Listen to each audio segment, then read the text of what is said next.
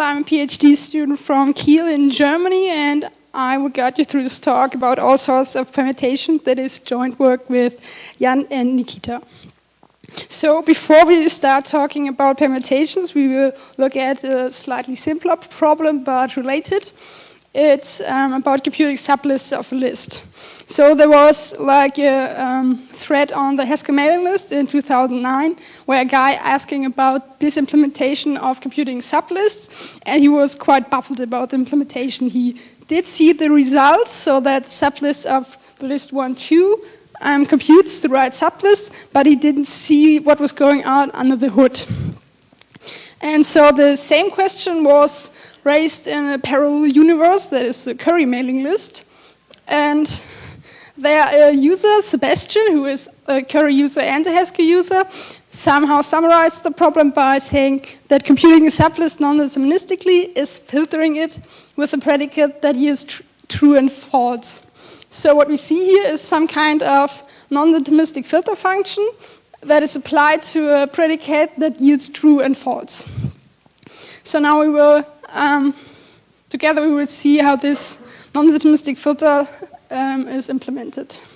So the basic version of filter, so everybody knows, just based on a predicate P, decides to keep an element X in front of the list or just throw it out.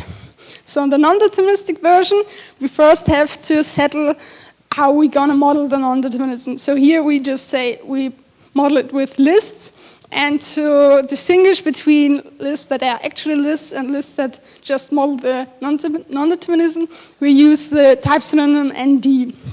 So the signature of our non-deterministic filter function now gets a predicate that yields a non-deterministic Boolean, like we've seen before, and consequently, we also have a non-deterministic list as outcome. So now the definition is quite simple. In the case of an empty list, we just wrap a non-deterministic. We just wrap it in the non-determinism, so we have a list in a list. And in the case of a non-empty list, we basically do the same stuff we do in a pure version, but we have to handle the non-determinism. So the predicate applied to X yields a non-deterministic value. So we have to use every possible non-deterministic value here. That's what the arrow notation does. And also the recursive call of filter ND also yields a non-deterministic list, so a non-deterministic value. So we have to use every possible result here too. So we have two non-deterministic values, Y's and B, that we then use like in the pure version above. So because we have this non-determinism in the end, the list wrapper here represents that all the sub-results are just concatenated. So that's just the basic implementation, but we still don't see, maybe we still don't see what's going on when we apply the predicate that we see. So the predicate we see on the first slide, we call it coin pred here because it basically resembles a coin flip. When we apply it to the non-deterministic filter, we can visualize it with the so-called decision tree. So what we see here is the decision tree of the call of filter ND with coin pred in the list 1, 2. And what we see here is basically that we first start by applying the predicate to the element 1. And because coin pred behaves non-deterministically, we have two branches. And so the upper branch always takes the first predicate, so it's the first value. So the first branch always resembles the branch that says true to the predicate. And the lower branch takes the false path. So for the first call of the predicate, we both decide we want to keep the element and we also don't want to keep the element. So we have, we spawn two possible words. So, and in both of these words, we do the same recursive call as well. So we also call the predicate on the element 2, and again, we spawn two possible words where the upper path resembles the true path and the lower path resembles false. So in the end, we can basically read the decision tree like the result with the list 1, 2 is computed by yielding true for keeping the element 1 and keeping the element 2, whereas we don't keep any element when we decide false for every decision we make.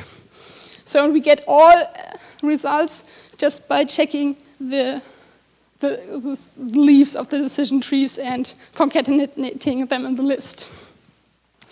So the general structure is we have a pure function that takes a predicate like filter, and we generalize it to a non-deterministic version where we have a non-deterministic predicate and a non-deterministic result. So to work with this function, we also need a non-deterministic predicate. So we've seen coin-pred, for example. So now, and the cool thing here is that filter ND is just the generalization of filter. So when we can somehow simulate the pure version of filter by defining a so-called dummy non-deterministic Boolean predicate that just wraps the actual predicate in the non-deterministic wrapper. So when we apply the dummy non-deterministic predicate to filter ND, we can then unwrap the non-determinism again and yield our pure filter version with here the predicate x is smaller than 3. And on top of that, we also can compute with filter ND the sublist of all lists by applying coin-pred, like we seen in the example. So the same basic scheme can be also applied for sorting functions. So sorting is very similar to filtering because the type signature, the type signatures are very simple. We just have an two-array predicate instead of a unary. So we can also define a predicate like coin-pred, but this time it's coin-comp because we compare two values every time. So when we apply this non-deterministic sorting function, that's basically the same as before, we get all permutations of the list. So intuitively, when you think about it, if a sorting function can sort every permutation of a list, there has to be a path, or there has to be a sequence of choices leading to that permutation. So intuitively, we also can generate all permutations with that sorting function. So, and there are two questions that we raised during the paper. So the intuition is quite straightforward for if we can, for any sorting function, actually enumerate all permutations. So that's why we also ask a second question. That is, if we also can somehow enumerate only the exact permutation, that is, no duplicate results or no bogus list that is not even a permutation of the list given to the function. So in the remainder of this talk, we will take a look at some of the more prominent, or maybe not so prominent, sorting functions, derive the non-deterministic version of these sorting functions, and then see what they do when we apply it to the non-deterministic comparison function coin-comp. Okay. In case you didn't believe me that I can also lift the insertion sort function to a non-deterministic version, here's a slide with the code. So in case it didn't, because it didn't fit the slide, there's a type synonym for the comparison function. So this is just a type synonym here. So for insertion sort, it's basically just a lifting for the pure version. So we basically do the same stuff as in a pure version, but we have to handle the non-determinism again. So we capture out all the values and then wrap it in the non-determinism by concatenating all sub-results. The same applies for the non-deterministic version of insert. So now we will see a decision tree for insertion sort, where the call is done by calling coin-comp and the list 1, 2, 3, because otherwise the tree would be kind of big. So what we see here, we have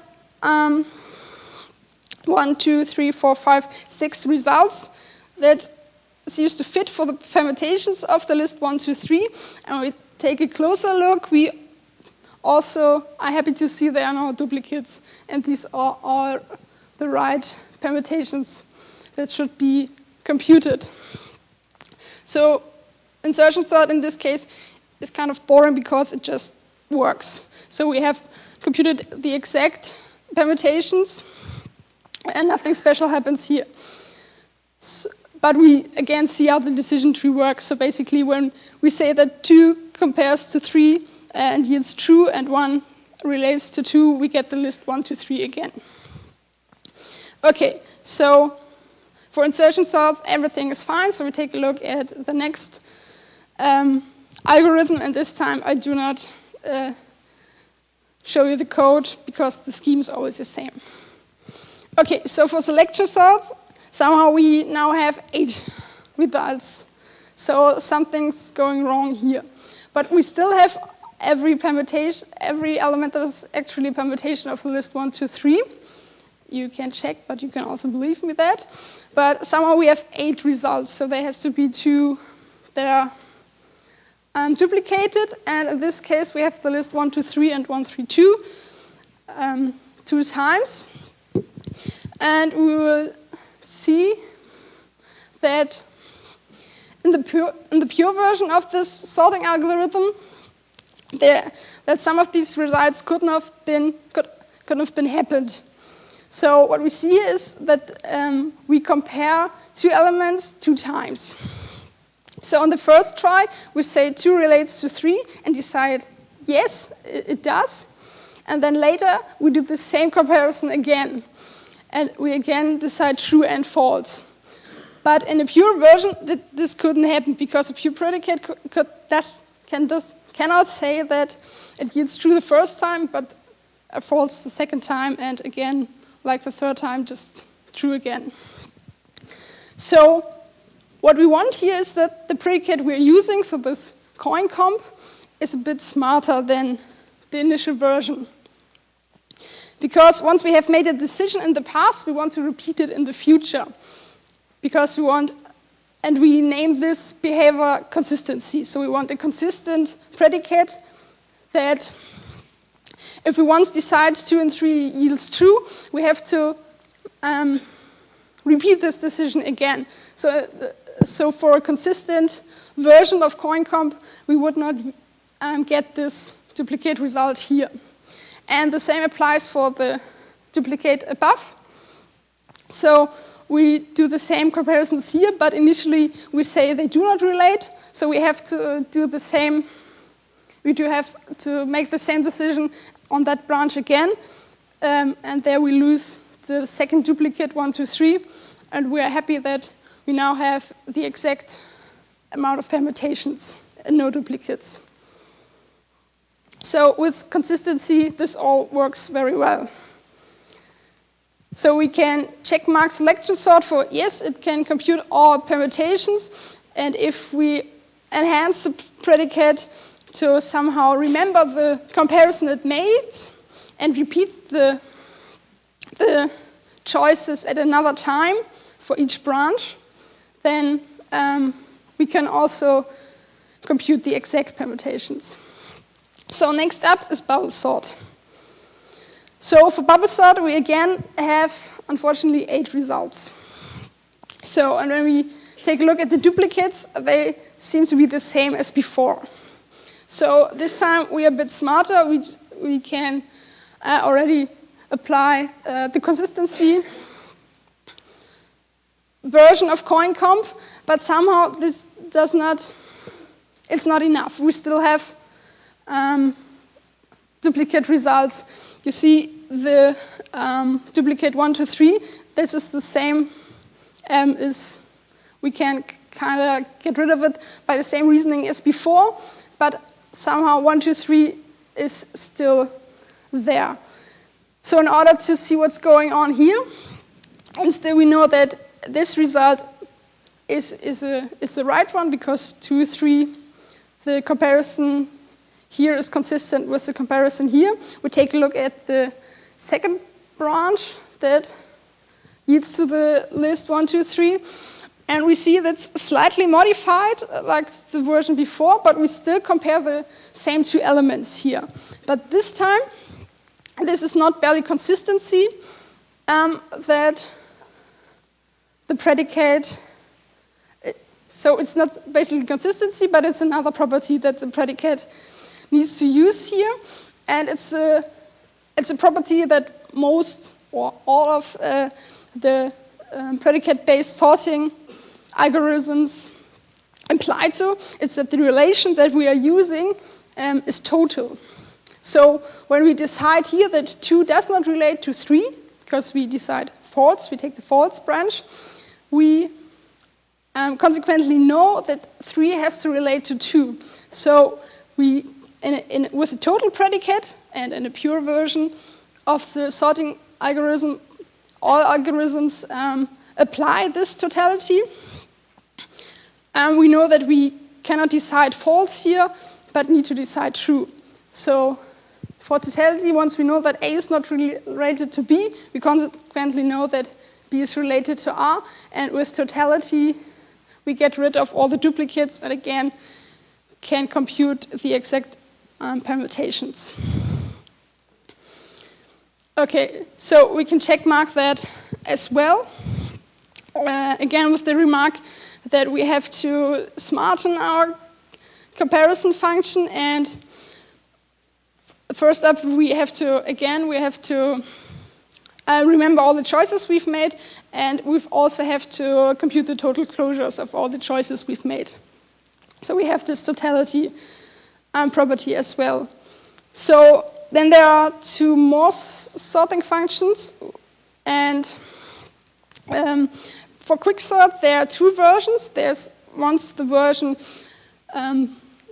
that you always find as the kind of the functional version of quicksort that is just 1 line, where you have 2 calls of filter, and with a pivot element in the middle, and it's producing a lot of bogus results because of the filter call, but you can get rid of all these results, bogus results, by just applying the consistency property. So, and additionally, we thought that consistency and totality is all we need to gain the exact permutations for all the sorting functions that we tested. But occasionally, we also find out there was a sorting algorithm called patient sort that is based on the card game. And somehow the sorting algorithm works quite fine, it has good complexity, but it does not use the transitivity of the relation. And most other sorting algorithms did. So patient sort was kind of the only one we found that does not use transitivity in the algorithm internally. So what we've seen so far was like the simple version of the general structure of how we computed the permutations. So in the paper, what we really did was we did not specify it to just working for lists as non-determinism, but we generalized it to a monadic version of sort. So the ND types are all, so instead of the ND types, we now have a monadic type. So, and additionally, the coin comp predicate is enhanced to a monad plus, because in the predicate, this is where we want to introduce the non-determinism. So it has to be stronger than a monad. It has to be a monad plus. And in order to store all the choices that we've made, we use the state transformer here that basically stores the pairs of elements that we checked, and together with the Boolean value that it yields in the branch. So in the coin comp, like we've seen, has to be enhanced by consistency, totality, and transitivity. And in the end, we can apply the sorting function to this enhanced coin conversion and a list. And because we are running in the state monad, we also have to apply initial state. And for running the computation, we don't have any comparison done yet, so we do not have any choices. So we start the computation with the empty list, and then can compute the permutations. So basically, in the paper, what we did was we had these non-deterministic versions we generalized pure functions via monadic generalization to non-deterministic versions. And we analyzed the different sort of algorithms, the ones I showed you here and some other ones as well. Additionally, we also inlined the coin-comp predicate to see the permutation enumeration function that is actually generated. And sometimes one can see that it resembles implementations in logic programming that often use non-determinism. And additionally, the intuition that every sorting function can actually enumerate every permutation with coin-comp. We have a proof of that is actually a nice application of free theorems. And what we also would like to have is a proof that for a given side condition that only the exact permutations are enumerated, but this is still work to do. So hopefully we will see us again when we figure that out. So thank you for now.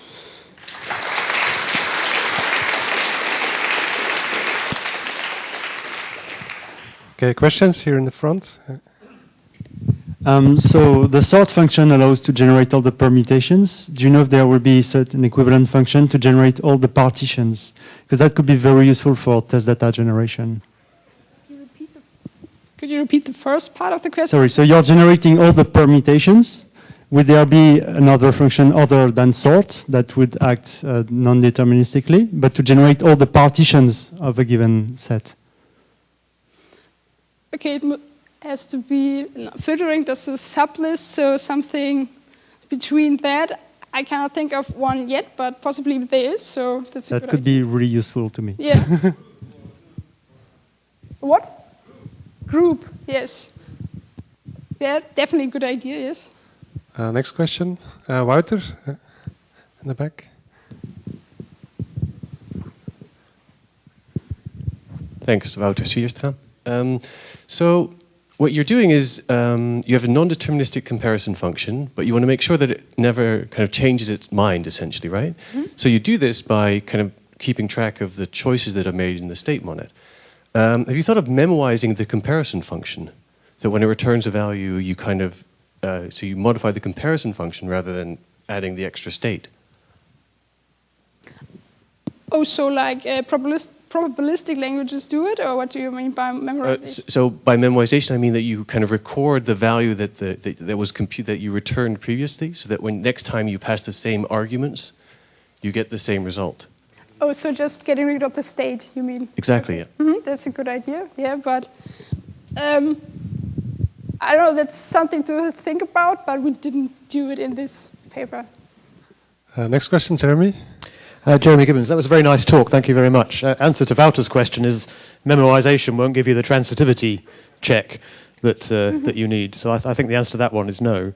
But another question, are there sorting algorithms that might trip up over reflexivity? They're dumb sorting algorithms because they'll be comparing an element to itself. But do you know of some sort of...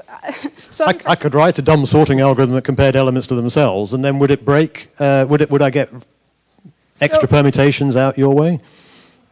Yeah, I guess we would have. We would need to enhance the comparison function once again for reflexivity, but so this your nice to have proof for exact permutations would need to take that into account as well to rule out my stupid sorting algorithm or somehow. Yes, capture. But that's still a work in progress. But yes. Okay, back here. Yeah. Hi, Gergoridi. So if all you know about a sorting algorithm is that it's stable, does that tell you anything about these extra side conditions that you might not need? So all we know about the sorting algorithm is that it actually sorted the. So it's actually able to sort. So you were asking about stable. Can you? Yeah, stable in the sense that if you have equivalent items in the input, then it will appear in the same order in the output. So does that help you in, like, does that rule out certain limitations that you could possibly put on the comparison? Okay, so in the actual proof, we kind of assume that all the elements in the list are distinct, so that they are not two of the same kind, and we're just using like the index position of the elements. So I guess so. This stable property wouldn't. We. Okay, last question, Phil. It does not. Phil Wadler, University of Edinburgh. This was cute and fun. I really enjoyed it. So I'd like an excuse to show it to my students, but I can't think of one. Here, you know how to permute a list. Here's a really hard way to permute a list that makes it really difficult. I mean, that's not great motivation. So why would anybody want to pay attention to this? Can you apply the technique to do something that you wouldn't do some other way? One fun thing about it was when we actually inlined the predicate.